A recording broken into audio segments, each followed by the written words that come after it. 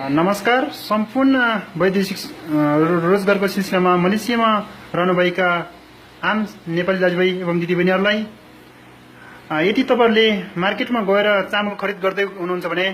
चामल अलिकति विचार पुर्याएर मात्रै किन्नु होला, किनकि अहिले भर्खरै मात्रै मलेसियामा प्लास्टिकको चामल निक्लेको छ र यो मलेसियामा प्लास्टिकको चामल निक्लेको लगभग मात्रै 1-1.5 महिना हुँदैछ र हामीले यो भन्दा 1-1.5 महिना पहिला सुनेको छौँ इन्डियाका मित्रहरूले यसरी नै खाना पकाएर चाहिँ उनीहरूले खाना नपाकेपछि लास्टमा उनीहरूले खाना डल्लो बनाएर फुटेर हेर्दाखेरि नफुटेको क्रममा उनीहरूले प्लास्टिकको चामल भनेर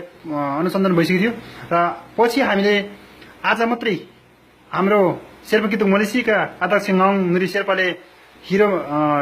जोइन्ट मार्केटबाट उहाँले पनि यस्तै खालको चामल फेला पर्नुभएको छ, चामल किनेर ल्याउनु भएको छ भने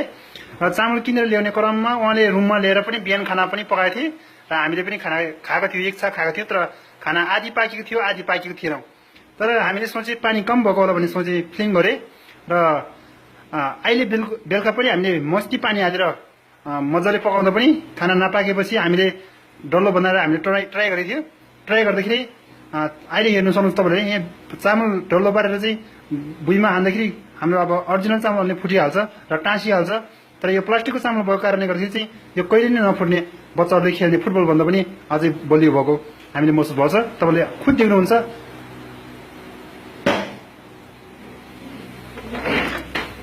हेर्नुहोस्, तपाईँहरूले खुद हेर्नु सक्नुहुन्छ चामलको डल्लो चाहिँ यतिको उब्रिनु चाहिँ अहिलेसम्म देखेको पनि छैनौँ र चामल भन्दा नि चामल प्युर चामल नै छ। तर किनकि यो आधी चामल आधी प्लास्टिक मिक्सकट गरेर बनाएको कारणले गर्दाखेरि प्लास्टिकको चामल बनेर बनेको छ र यो तपाईँहरूले कतै मार्केटमा गएर चाहिँ चामल किन्दै हुनुहुन्छ भने एकदम होसियारपूर्वक त विचार गरेर किन्नु होला प्लिज।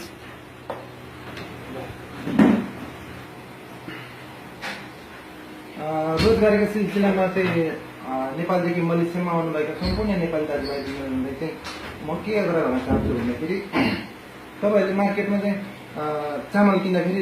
एकदम ध्यान दिनु होला, किनकि अहिले मलेसियामा चाहिँ प्लास्टिक भएको चामल चाहिँ बिक्री भएको भन्ने चाहिँ अहिले स्पष्ट हामीले देख्न सकिन्छौँ। हेर्नुहोस्, आज मात्रै हामीले चेन मार्केटबाट किनेर ल्याएको थियौँ, तर चामलै भन्ने किनेको, तर आज हामीले अघि बेलै छाप पकाएर खायौँ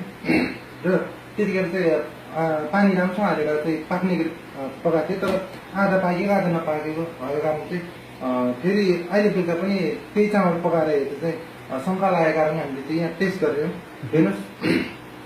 यदि ओरिजिनल चामल भए फुट्यो होला, तर प्लास्टिकको चामल भएको कारणले यति उब्रिन्छ। हेर्नुहोस्,